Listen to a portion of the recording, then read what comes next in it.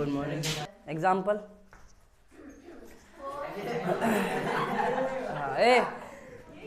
तो सुनो, हमने कुछ बेसिक्स बात तैयार करी थी, वो तुम्हें आना ही चाहिए, ठीक है? क्योंकि क्वेश्चंस बनेंगे, वो बात इग्नोर तुम नहीं कर नहीं सकते, ठीक? क्योंकि जब बनेंगे तो फिर ये सीखने का टाइम नहीं रहेगा। अभी सीखने का टाइम है, इसलिए वहाँ बना पाओगे अभी अगर सीख लेते हो तो, ठीक?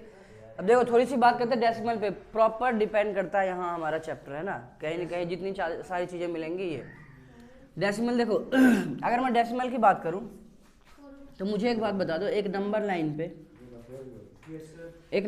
पे किस किस तरीके से डेसिमल रिप्रेजेंट हो सकता है, किस किस फॉर्म में। देखना ध्यान से, देखना यहाँ पे मान लो 0 है। अगर मुझे कोई डेसिमल तुम्हें दिखाना हो रिप्रेजेंट करके, तो मैं कैसे दिखाऊंगा? या तो मैं 0.5 लिखूंगा, मेरी बात समझना। एक ये हो गया, कह रहे सर एक तो आप ऐसे इस तरीके से रिप्रेजेंट कर सकते हो, ऐसा होता है, ये डेसिमल है। कह रहे सर या तो आप 0.33 ऐसा रिप्रेजेंट कर सकते हो कि ये रुके ही ना, ऐसा भी तो होता है ना? जिससे हम लगाते हैं 9th क्लास में हमने पढ़ा था, जैसे हम बार लगा के स्टॉप करते हैं ना। और तीसरा ऐसा होता है कि वो बदलता है, 1 3 4 5 6 7 8, मतलब हर स्टेप पे अलग अलग डिजिट हो, हर स्टेप पे अलग अलग डिजिट। तो ये 3 टाइप के डेसिमल्स हमारे आसपास में है। इसके अलावा अगर कोई फॉर्मेट है तो मुझे बताओ, कोई फॉर्मेट है इसके अलावा? नहीं। तो प्रॉपर पूरे डेसिमल के खानदान में ये 3 ही है जो तुम्हें दिखेगा, इसके अलावा कोई नहीं है। तो इन तीनों को देखते हैं कि ये तीनों कहाँ कहाँ एग्जिस्ट करता है। तो हम अगर यहां से देखें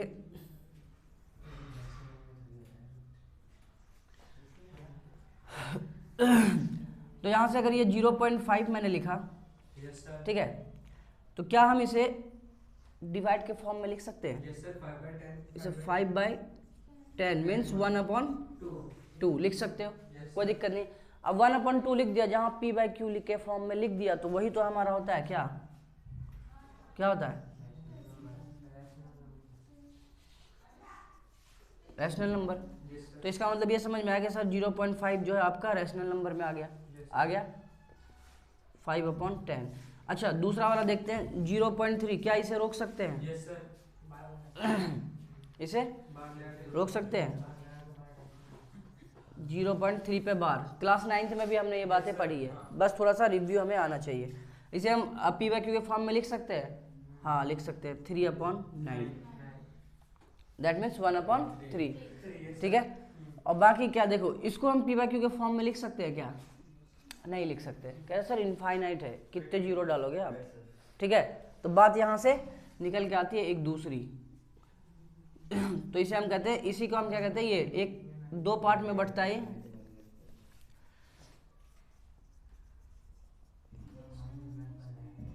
टर्मिनेटिंग या non terminate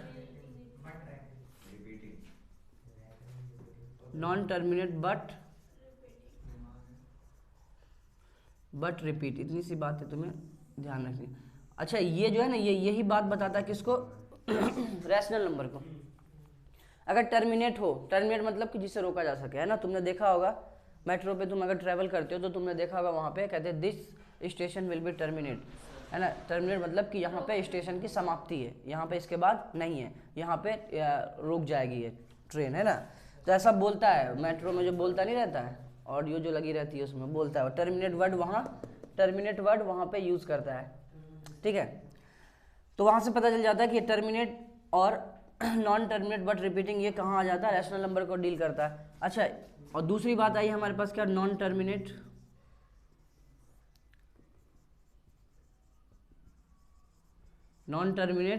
and non repeating.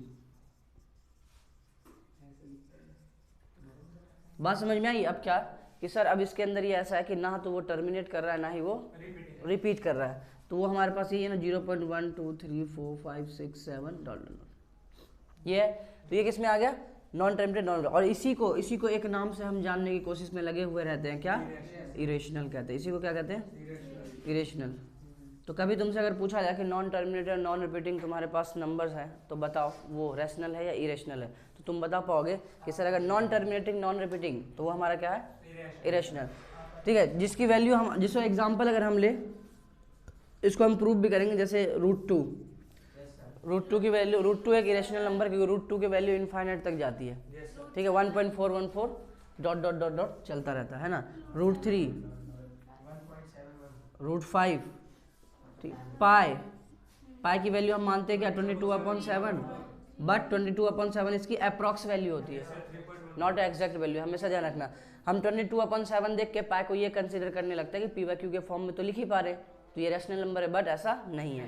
22/7 approx value है किसकी, पाई की, ठीक है। तो यहाँ से हमें पता चला 2-3 बातें कि टर्मिनेट और नॉन टर्मिनेट किसको लेके जाता है, रैशनल नंबर को, और अगर नॉन रिपीट नॉन टर्मिनेट है तो वो इरेशनल नंबर को, ठीक है। और ये तुम्हारे पास एग्जाम्पल है, कोई दिक्कत इसमें नहीं है, ठीक है। तो अब यहाँ पे पहले तो हम ये समझते थे कि √2 इरेशनल नंबर है, √3 इरेशनल नंबर है। अब यहाँ पे हम पता है क्लास 10th में क्या सीखेंगे कि क्यों या कैसे, है ना, कैसे इरेशनल नंबर है दिखाओ, ठीक है, कैसे इरेशनल नंबर दिखाओ। इरेशनल नंबर को और तरीके से भी तुम चेक कर सकते हो। देखो, अगर स्क्वायर रूट के अंदर प्राइम नंबर हो, स्क्वायर रूट के अंदर प्राइम नंबर हो तो वो भी हमारा क्या होता है, इरेशनल। ध्यान रखना, स्क्वायर रूट के अंदर अगर प्राइम नंबर है तो वो क्या होगा, इरेशनल, है ना। जैसे मैं बोल दूँ √7, 7 is a irrational, 7 is a prime number, √7 irrational, है ना। √11 irrational, √13 irrational, √19 irrational, √23 irrational, √17 very good, √17 irrational. तो स्क्वायर रूट के अंदर अगर प्राइम नंबर तुम देख पा रहे हो तुम तुरंत कहोगे कि this is the irrational number, कोई दिक्कत नहीं, ठीक है। और इसकी बातें तुम्हें पता ही है, रैशनल जैसे ही शुरू होता है इसके बाद समझ में आ जाती है, हमारे पास सारी कहानी आ जाती है, नेचुरल नंबर, होल नंबर, जो हमने इंटीजर में देखा है ना, इंटीजर्स, ठीक है। तो यहाँ पे एक बात ऐसे भी लिख सकते हो तुम,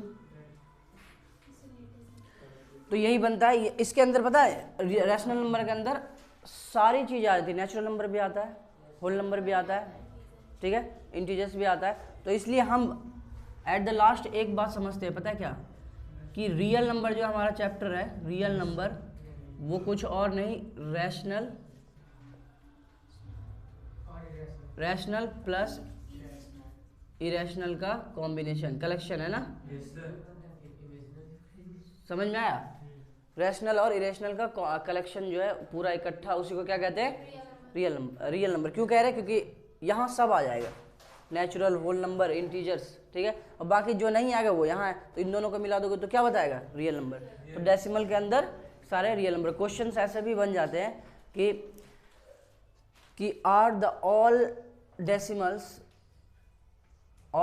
आर रियल नंबर, तो बोलोगे हाँ, क्योंकि रियल डेसिमल के अंदर दोनों बातें आती है, रैशनल भी और इरेशनल भी, ठीक है। तो बात यहाँ से क्वेश्चंस, यहाँ से बेसिक क्वेश्चंस उठते हैं, और कोई दिक्कत नहीं, एक एक नंबर के उठ जाते हैं, ठीक है। तो पता होना चाहिए। चलो लिख लो इसको फास्ट।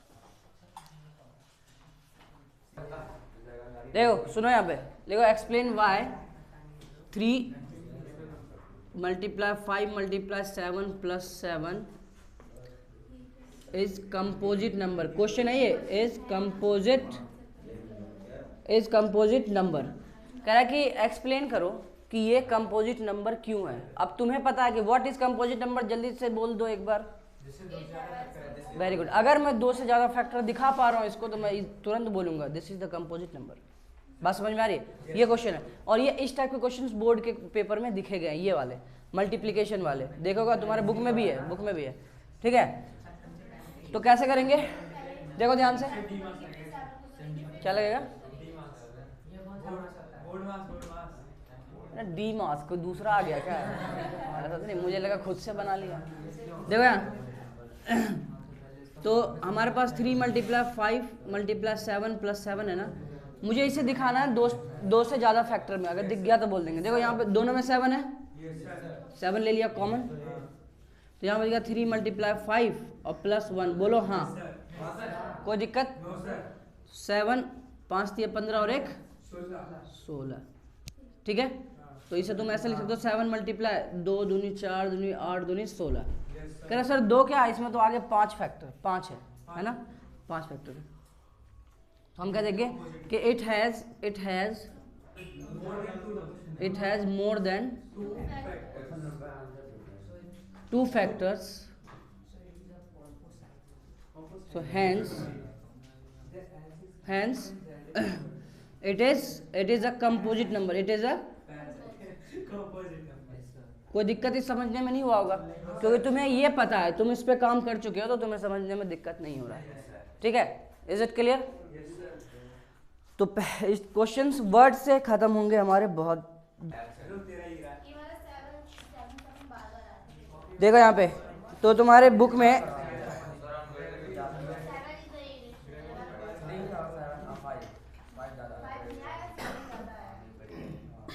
देखो बुक में तुम्हारे दे रखा है, एग्जाम्पल में भी क्वेश्चन है और एक्सरसाइज में भी है। क्वेश्चन नंबर 6 है ना, क्वेश्चन नंबर 6 है, एक्सरसाइज 1.2, 1.1 तो है नहीं। तो सुनो ध्यान से, क्यों पता है? देखो कहते हैं यू विन, बात नहीं, कहते हैं कि you win because you listen. ऊपर वाले ने बहुत सोच समझ के ये बातें बोली होगी, जिसके भी दिमाग में डाला, उसने ऑब्जर्व करा होगा। पता है क्या, उसने देखा होगा कि ऊपर वाले ने ये दिया है कि you win because you listen, सुनने के लिए सुनो, अगर जीतना चाहते हो तो, है ना, तुम जीतोगे अगर सुनोगे। तो कहता है कि ऊपर वाले ने एक मुंह दो कान दिया है। कभी सोचा क्यों? ऊपर वाले ने एक मुंह दो कान दिया, क्यों? बोल कम सुन ज्यादा, बोल कम सुन ज्यादा, समझा? तो ये है।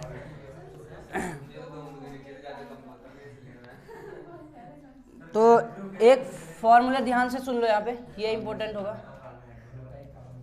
क्या है? सबसे जरूरी काम तो बता दिया इसने। हैं? सबसे जरूरी काम तो इसने बता दिया, कानून का। कानून ये लो, खाना खा के सो जाओ। देखो यहाँ पे एलसीएम कोई भी let a and b, two real number, मान लो ए और बी कोई दो रियल नंबर है, ठीक है। तो यहाँ से हम देखेंगे इसके एलसीएम जो है इस दोनों नंबर का, और एचसीएफ इन दोनों नंबर का मल्टीप्लिकेशन जो हमेशा बराबर किसके होता है? Product of this two number. This is the बढ़िया फॉर्मूला, ठीक है। तो यहाँ से भटकना नहीं है। अगर कोई क्वेश्चन में ये भी पूछ लेता है कि बताओ एलसीएम ए कॉमा बी, अगर तुम्हें दिया है एचसीएफ, तो कुछ नहीं करना, एचसीएफ से डिवाइड कर देना, ठीक है। तीसरी बात, एचसीएफ अगर निकालने के लिए बोले तो तुमको कुछ नहीं करना, A multiply B upon LCM डाल देना, कोई दिक्कत। अब क्वेश्चन में अलग अलग तरीके से क्वेश्चन से पूछे जाते हैं। एलसीएम देके दोनों नंबर देके एचसीएफ पूछ लेगा, एचसीएफ देके दोनों नंबर देके एलसीएम पूछ लेगा, कोई दिक्कत नहीं, उस सब के लिए ये वैलिड है, ठीक है। क्लियर है? अब एक क्वेश्चन में लिख रहा हूँ, जल्दी से देखो।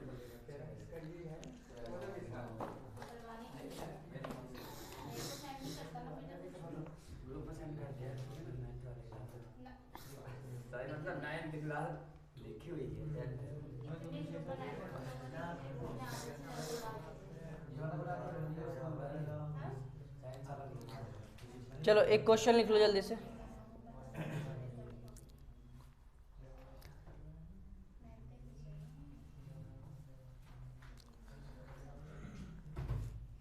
देखो पहले ये नंबर देखो, एचसीएफ, अगर क्वेश्चन में एचसीएफ दे रखा है 404, ठीक है, और एलसीएम दे रखा है 96, ठीक। तो बोला गया है कि प्रोडक्ट ऑफ नंबर्स बताओ, प्रोडक्ट ऑफ नंबर, जो नंबर जिसका ये एलसीएम और जो एचसीएफ है उनका वो नंबर का प्रोडक्ट बता दो। तो कैसे बताओगे? कैसे करोगे बताओ? जैसे ऊपर वाला क्या ऊपर वाला पहला वाला फॉर्मूला लगाएंगे, ठीक है। देखो LCM into HCF equal to product of number तो है ही ना, प्रोडक्ट ऑफ नंबर ऑफिशियली इन दोनों का तुम मल्टीप्लाई कर देते हो तो आ जाएगा तुम्हारे पास प्रोडक्ट नंबर। क्वेश्चन कुछ नहीं था, लेकिन पूछने के टाइप्स, क्वेश्चन ऐसे पूछ सकता है, कोई दिक्कत नहीं है, ठीक है। यहाँ तक बात क्लियर है। अब अगर तुम्हें फॉर्मूले पर मिलेगा तो ठीक है। हाँ बुक में एक क्वेश्चन है, जल्दी से उसे करो। एक्सरसाइज 1.2 में जल्दी से उसे करो उस क्वेश्चन को। एक क्वेश्चन है एलसीएम और एचसीएफ वाला, उसे करो। चलो देखो यहाँ पे तो दे रखा है ना एचसीएफ नंबर का, ये दे रखा है एलसीएम में कोई दो नंबर होगा। एक नंबर ये रहा है ना, एक नंबर ये रहा, मान लेते ए ये है और बी निकालना है। अभी तो हमने यही देखा था ना कि LCM into HCF equal to a into b, है ना, हमें बी निकालना है ना। तो LCM into HCF upon a equal to b, यही तो है। और एलसीएम हमारा क्या है 360, HCF 9 upon a 45, first number. ये 8 बार में कट जाएगा, 9 8 72। तो मैंने क्या गलत बोला है? आ गया 70। बात समझ में आई? तो ऐसा करके कंफ्यूज कर सकता है।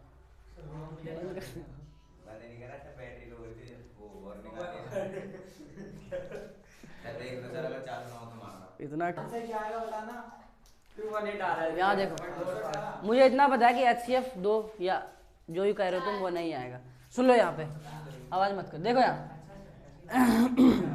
सबसे पहले तो इसका एचसीएफ लेना होगा। देखो यहाँ पे 144 फैक्टर करोगे, कर देते। यहाँ देखो, अब देखो कैसे करते हैं, सीखो। 7 दूनी 14, 2 3 दूनी 6, 6 दूनी 12, 18,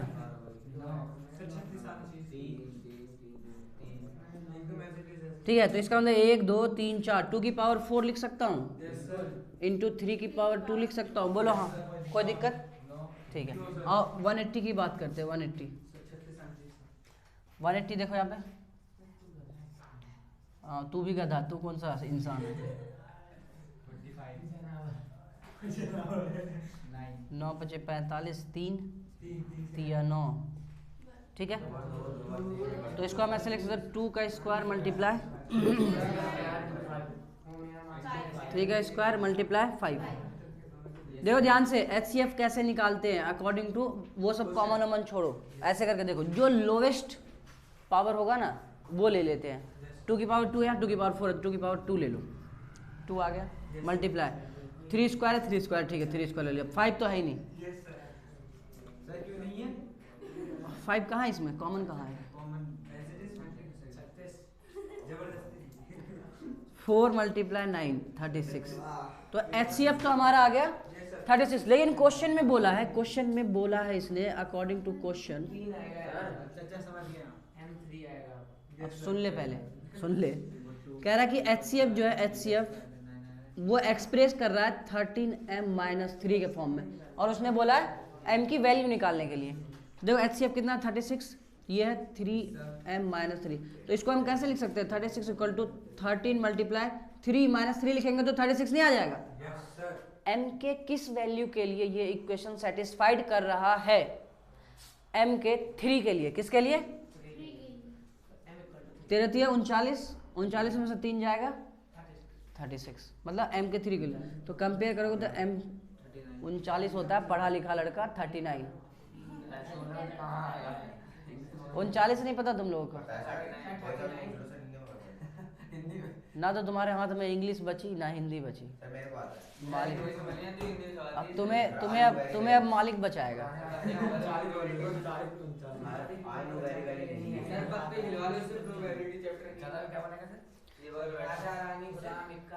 ठीक है, ठीक है, कर लेंगे, प्रोबेबिलिटी पे भी कर लेंगे कहानी, टेंशन मत लो। ठीक है, ऐसे क्वेश्चंस और भी करने हैं तुम्हें, ठीक है।